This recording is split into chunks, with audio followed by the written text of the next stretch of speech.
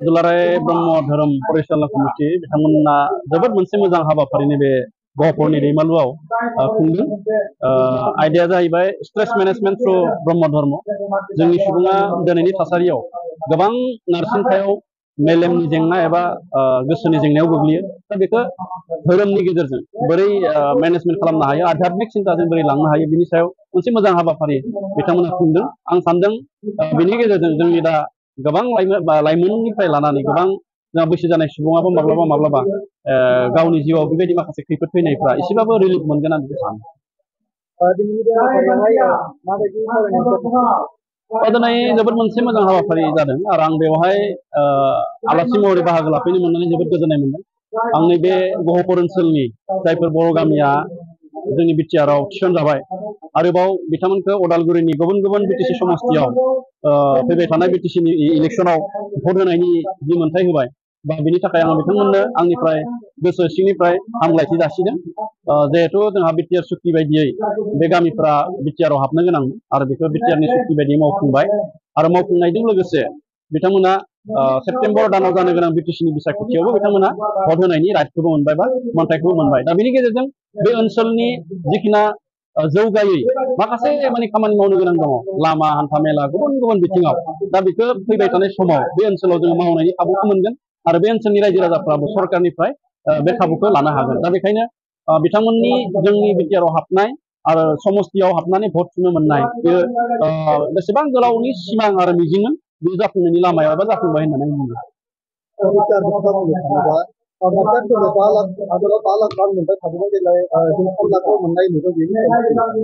बेखौ जोङो सावरायलायनानै जिहेथु जोंहा मुंख्लं न'खर एबा मुंख्लङा जोबोद बुरजा, बेखायनो जों फार्स्ट स्टेज हिसाबै बिथांमोननो 3 लाखखौ होग्रोनाय जादों। 5 लाख दङमोनब्लाबो जोङो बेखौ बोखावनानै 3 लाखै होनाय जादों आरो माखासेखौ जों उनाव होगासिनो दं। दा जोंनिफ्राय 5 लाखखौनो मोनगोन बिथांमोना, खिन्थु 3 लाखै जों होजेननाय जाहैदों आरो 3 लाख होनायाव जोंहा गोबां मानसिनो होनो हादों आरो जों सेकेन्ड किस्ति एबा सेकेन्ड स्टेपाव बिथांमोननो बे 2 लाखखौनो होनाय जाहैगोन थांखि लानाय जादों।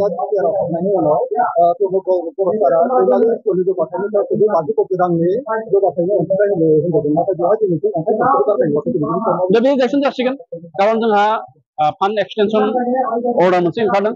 बेवहाय जिहेतु बिनि टेन्डारनिफ्राय लानानै बायदिसिना प्रसेसा सोलिबाय थादों, बियो थाबैनो जागोन। खारन बेखौ एसअपिडिल' नङा, जोंहा गुबुन गुबुन डिपार्टमेन्ट दङ।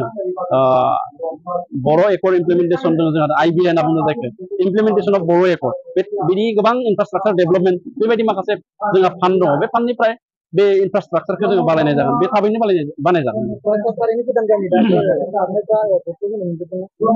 100% बिथांमोननि पलिं स्टेसननिफ्राय लानानै बिथांमोननि इलेक्टरेल रल गासिबो प्रसेसा सोलिगासिनो दङ, ओमफ्राय जाबाय। दा बेखायनो गासिबो मोनगोन।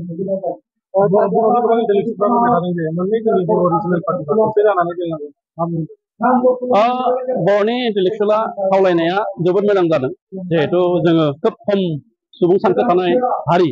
दा बे हारियावनो जुदि जोङो फिसा फिसा जोङो गावस्रायोब्ला जोंनि जि थांखि, जोंनि जि मोन्थाय, बेखौ जोङो खोमानानै लानो गोनां जागोन राजनैतिक भाबै। दा बेखायनो इन्टेलेक्सुवेल बिथांमोना बा गुबुन गुबुन जोंनि माहारियारि आफादफोरा जोंखौ खौसे जानो खावलायदों।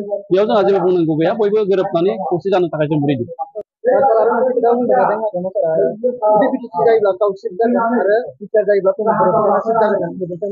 बिटिसि जाफिननायनि मा ओंथि दङ? जेराव 2020 मायथाइनि 27 जानुवारियाव बड'लेण्ड टेरिटरियेल रिजन होननानै मोनसे एकर्ड जाखाबाय। दा बिनि उनाव बिटिसि होननायनिथ' जेबो खोथा गैया। दा बिटिसिया जाबाय मा, लेजिस्लेटिभ एसेम्बलिखौ बुङो।